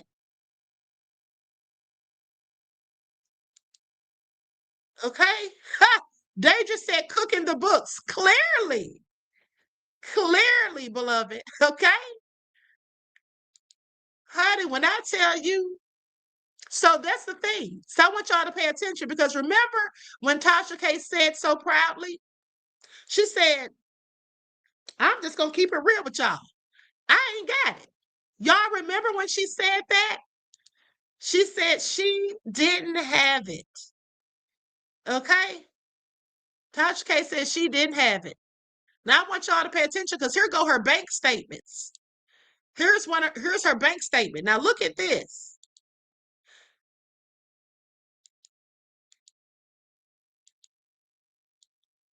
Okay, so if you look at this bank statement right here, it shows that she started off with just $71. Now we know she has plenty of bank accounts, I'm pretty sure. Okay, but this bank statement is showing that she started off with $71, like she's broke. Okay, and then deposited $21,000. Okay, and then after the withdrawals was left with $277.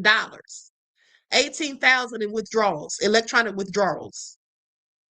Y'all see that?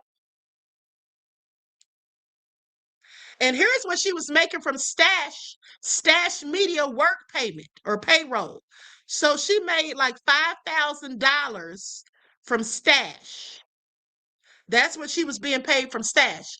Like I thought, $5,000. Okay, so you're making $5,000 from Stash, but then you owe $46,000 for contract labor. Okay, that's not making any sense at all whatsoever. All right, not making any sense whatsoever. But let's go to the next one.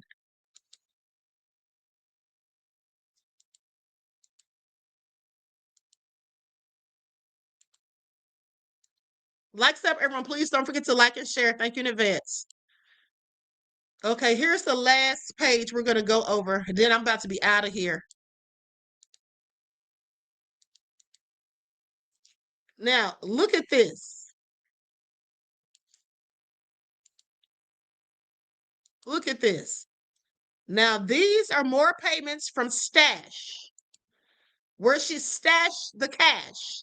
I can't believe I didn't notice that. That is so funny to me. And that is absolutely so Tasha K. She's a Pisces. Okay? That is so Tasha K, talking about Stash. That's the name of it. And that's what it was used for, allegedly. I find it also interesting.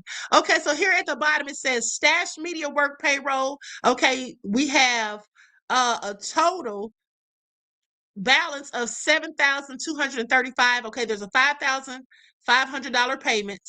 And then right here, Zelle payment for Yalen Entertainment, $4,000. And then another payment from Stash Media, $3,000. Okay, so altogether, $8,500 from Stash and $55 from Yellen. Okay? And mind you, the account started out with $71. I mean, this was a nice try. It was a nice try, Tasha. But the math just wasn't mathing. The math just wasn't mashing. DJ Big Six said Tasha K will not pay Cardi B that money, I promise. Well, here's the thing. She's absolutely going to pay it. Okay, I don't know how y'all think that she can get a judgment against her for this money. She's not going to pay it. And that's just going to be the end of it. Is that what y'all think? Honey, let me just tell y'all something. Tasha K is absolutely going to pay this money whether she wants to or not. Don't you realize Cardi B could put liens on her home, on her property, on her cars, whatever she owns? She's going to get her money. That's just a fact. And another thing is this. Now that Tasha K's husband has this stash company, supposedly, and Tasha's getting and Tasha's getting paid as an employee and whatnot, but they used her finances to show that the money for the contract labor and all of that for the business expenses was coming out of Tasha's finances. Guess what? That means Cardi B can garnish Tasha K and her husband's businesses. So it's no such thing as she's not going to get her money. She's going to get her money, period. That's a fact. Okay, she's going to get her money, and she's going to end up having to pay Cardi B's legal expenses. Okay. Now, Pink Flower says Cardi doesn't deserve anything. Well, that's your opinion. But if somebody defames a person, they absolutely deserve to pay the consequences. That's just how that goes. Now, if you don't like Cardi B, like I always say, that's one thing. But some of you would be terrible jurors because you don't have the ability to separate logic from your own personal feelings. And if you can't do that, that's a bias. And if you're biased, you should never be on a jury, because you can't think outside of your own feelings, which is obtuse to me. Okay, and I'm so glad that I have the ability to do that. Because whether I like Cardi B or not, she absolutely was defamed. It has already been proven that Tasha K absolutely 100% lied, and so she deserves all of the money that she's owed.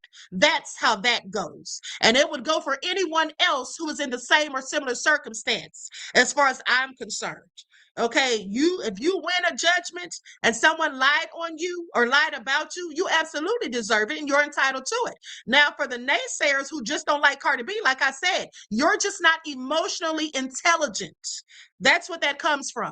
People that are not emotionally intelligent cannot separate logic and facts from their own feelings. And that's a bad way to be. That is a bad way to be. It doesn't matter why you're biased, Juju. It doesn't matter why you're biased. The bottom line is it's ignorance, period. It's ignorance, okay? Because first of all, we fight against biases every day because people don't like us just because of the way we look, just because we're Black. But that doesn't mean that because you don't like me because I'm Black or for whatever reason you don't like me, that doesn't mean that you should get to treat me differently than you would treat anyone else. That doesn't mean that you should get to beat me, brutalize me, deny me due process or anything just because you don't like me. And so the same people that don't want to have people be biased against them are biased against other people. It's just not emotionally intelligent. And that's just a fact. Now, I'm not trying to go in on you. I'm just telling you that's the truth. It takes emotional intelligence to be able to be fair, even when you don't like the victim. Even when you don't like the victim. Emotionally intelligent people can still be fair. How would you like it if you walked into the court and you had a case against you and then you look up and see your ex who can't stand you or somebody else that you had a problem with? They're the judge and they're supposed to just rule against you because they don't like you. You see how obtuse that is? Okay, you see how obtuse that is?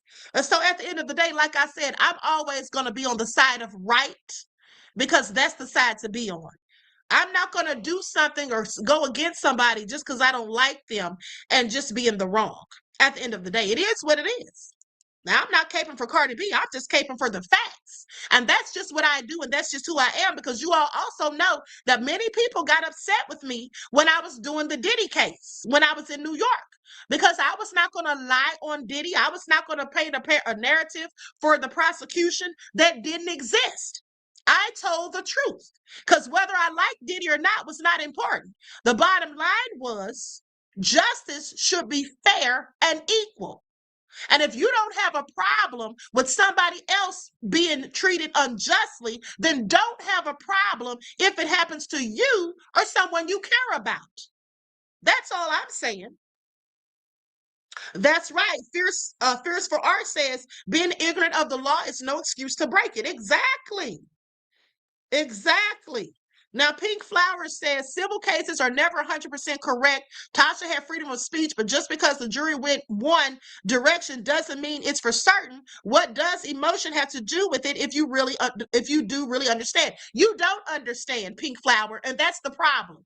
I'm going to tell you why I know for a fact, and everyone else that knows the situation knows you don't understand, because you just said civil cases are never 100% correct. That's a lie. That's an absolute lie. Who taught you that? Who taught you that? That they're not ever, you said they're never. That means that you literally think, beloved, that no civil case has ever been 100% accurate. I'm going to have to beg to differ. And mind you, I went to school for criminal justice. I have a degree in criminal justice, okay? My undergraduate degree. Now, with that all being said, so I know the law pretty good.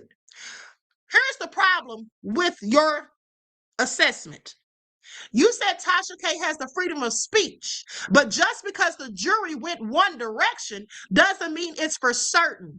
And what does emotion have to do with it? Well, let me just answer all of your questions. Tasha K already appealed it, DJ Big Six. You said, can she appeal? She already did, and she lost the appeal. Now, let me get back to Pink Flowers. Now, here's the thing with you, beloved. We all have freedom of speech. We absolutely do. We all have freedom of speech, but there are some things that you may be free to say that can absolutely get you in trouble. And those things are defamation, libel, and slander. You can get sued and pay the consequences, okay, for that free speech. Also, you can go to jail if you say something out of your mouth that is criminal or that is meant to cause violence or harm to another. Okay? So you can absolutely get into trouble. The bottom line is, beloved, what I'm trying to say to you is this case has been proven 100%. Tasha K said Cardi B had herpes. Cardi B proved the jury didn't get it wrong. You got it wrong because you're in your feelings. The jury saw Cardi B's medical records. Did you watch the case? Because I did. I showed it on my live, some of it. Cardi B had to bring her medical documentation in there to prove that she did not, in fact, have herpes. She did, all due respect, a bachelor degree, criminal justice doesn't make you an expert scholar in the law. No, it doesn't. You're absolutely right, beloved. It seems like you're getting upset. Do you want me to drop the link so you can get up here and talk to me and you don't have to keep typing in the chat? And you're absolutely right about what you said. But here's the thing. I also have a PhD, okay? It's not in criminal justice. It's in public administration. But with that being said, I've also taught criminal justice as a professor, okay? So other scholars, not yourself, but real scholars would absolutely say that I'm an expert scholar in the law, okay? They might think that. You may not, but that's on you. I have the qualifications and the accolades, and I did graduate with honors. So again, let me just correct you where you're wrong. That's all I'm doing. No need to get offended. I'm not dragging you or going in on you. I'm trying to give you a better understanding of why you're wrong. So let's continue. So the bottom line is Tasha K lied on Cardi B. It was proven 100%, even though in civil court, you only have to prove it by a preponderance of the evidence. You don't have to prove it 100% beyond a shadow of a doubt. That's in a criminal case. But that's likely why you said out of your mouth that a civil case is never 100%. Well, that's not true. Sometimes they are 100%, even though they don't have to prove it 100%. There are plenty of times when they do, and this case was one. This case was one. Fierce R says defamation has elements, and if they are not met, then Tasha lost the case. I'm glad you brought that up because I've told you all that a myriad of times, and I'll go back to that in a second. Now, with that all being said, so Tasha K was proven that she lied. Because Cardi B brought in her medical paperwork to prove beyond a reasonable doubt, even though she didn't have to. But it proved 100% that she did not have herpes. So therefore, Tasha K lost. The jury got it right. So you can't say that the jury went the other way. The jury got it right because they had the evidence. Because whether you're in a criminal court or a civil court, what you do have to present is evidence. And that's what they did. And so the evidence was sufficient. Okay? Now, as to what Fierce 4R says, defamation has elements. And if they're not met, then Tasha K lost the case. Exactly. And so with that all being said, they had all of the elements to prove defamation. Okay? They absolutely had the elements to prove defamation. So let's talk about those elements again for those of you who may have missed it. Now, here are the key things you must prove for defamation. You have to prove that a false statement was given. Was there a false statement given? Because truth is absolute. Okay, in a civil case like this, a defamation case, the truth is an absolute defense to any defamation claim. The statement must be an assertion of fact, not an opinion. So Tasha K, did she do that? Yes, she did.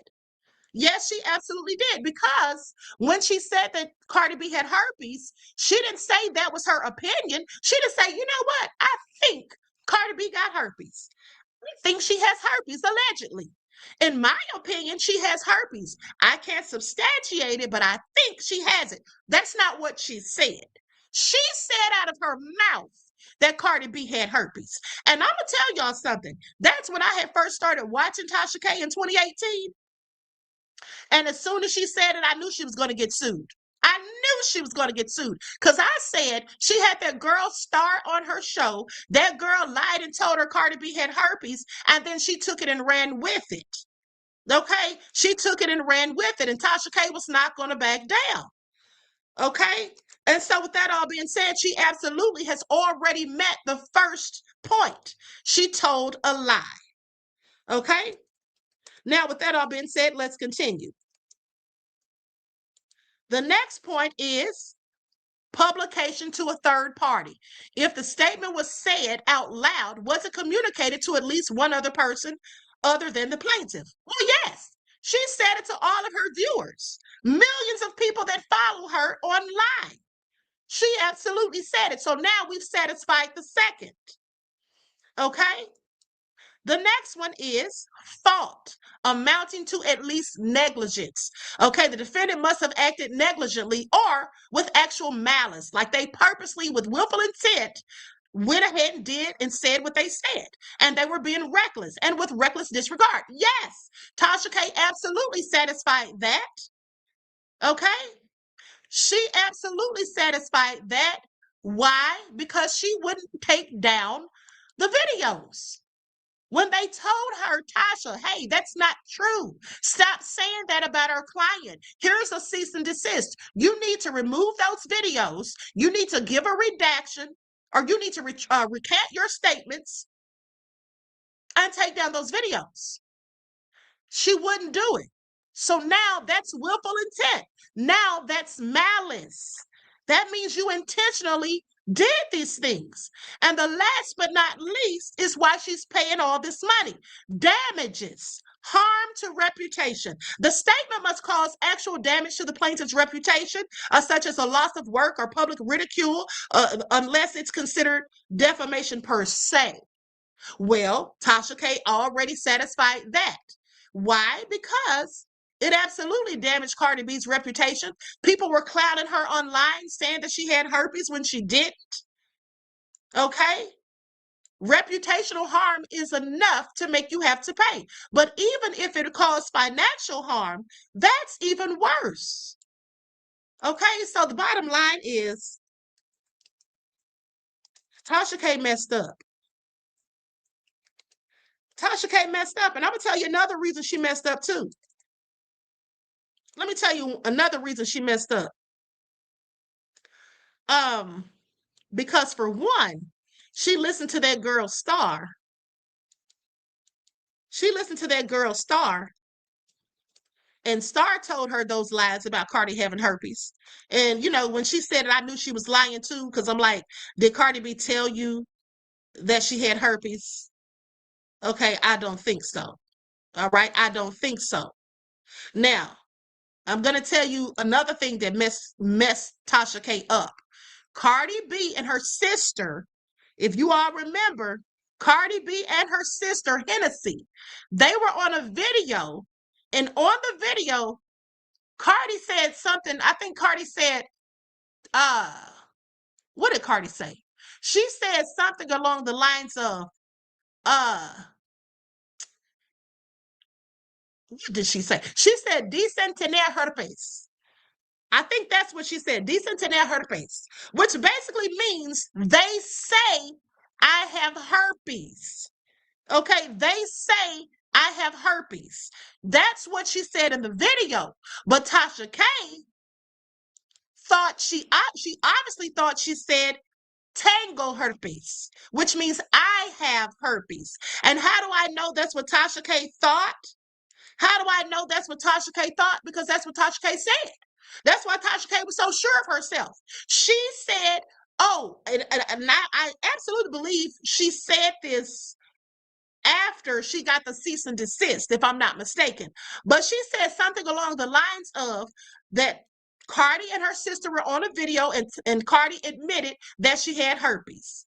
But no, she didn't. She didn't admit she had herpes. She never said tango herpes, which means I have herpes. Okay? That's not what she said. She said dicen tener herpes, which means they say I have herpes. And that's a big difference, because somebody else saying you have herpes is a far cry from you saying it yourself.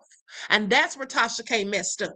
Okay, so anyway, like I said, she lost, and Tasha K deserves to be punished for what she did, because if somebody lies on me, absolutely, I'm going to sue your ass for defamation. Pink Flower says, I hope Tasha can come up with the money, then start a channel dedicated to Cardi B News 24/7. Well, here's the thing. She does have the money. She's just hiding it. We already know she has the money. How do you not? If you're making $80,000 a month, you absolutely have the money. Okay? And Cardi B was actually being nice by letting her have a payment plan. Because quite frankly, I would have wanted all my damn money up front. Would have wanted all my money in 60 days, because anything could happen. You could get killed. You could lose your jobs. Anything could happen. So I would never have agreed to a 5-year payment plan. F that. I want my money now. I want my money now. And then also think about the fact that 5 years for a payment, now Cardi B still has to keep paying lawyers to keep finding out stuff about Tasha hiding money, allegedly, and all this other stuff. And not to mention, here's the thing. They say that Cardi B even has people, you know, in Tasha K's chat, following her streaming network and all of that. And so this is how they got the goods on her. This is how they got all the information. Okay? They just said JG Whitworth. Y'all are something else. Okay? Century Prophetic Bastard said, we all need a lawyer who thinks like Queen. Okay? Thank you, beloved. You know, I just try not to be biased in my assessments of things, because I know that sometimes when you don't like a person, you'll just want the worst or wish the worst or just hope it turns out bad for them. But at the end of the day, whether I like the person or not, it is what it is, and the law is the law. And that's what you should go by. You should go by the facts, not your feelings. How long have I been telling you all that? It's facts over feelings all day, every day, and twice on Sundays. Nobody cares about your feelings in the courtroom. Nobody cares about if your little feelings get hurt or you feel some type of way. Nobody cares about that. In the courtroom, the only thing that matters is the truth, the facts, and the evidence, and who can prove their case, and what the jury decides about it, and how the judge then rules. Those are the things that matter in the courtroom. Not that, oh, I don't like Tasha K, or oh, I don't like Cardi B, or oh, Cardi doesn't deserve all that money, or Cardi doesn't need all that money. She's already rich. Nobody cares about that. That's all irrelevant stuff. And that's what many people tend to do, is waste their time focusing on the irrelevance of things when they should be looking at absolutely what is relevant and what actually is the most important. Okay, so anyway, with that all being said, my work here is done. I want to thank you all for tuning in. Please like, share, subscribe. At the end of the day, I'll be back later, probably around 7 or 7:30. Until then, I hope you all enjoy the rest of this beautiful day. Each one teach one. That's how we grow and thrive. Do something productive, constructive, but never destructive. And always remember, beloveds, to keep the Most High first in your lives. Until next time, peace.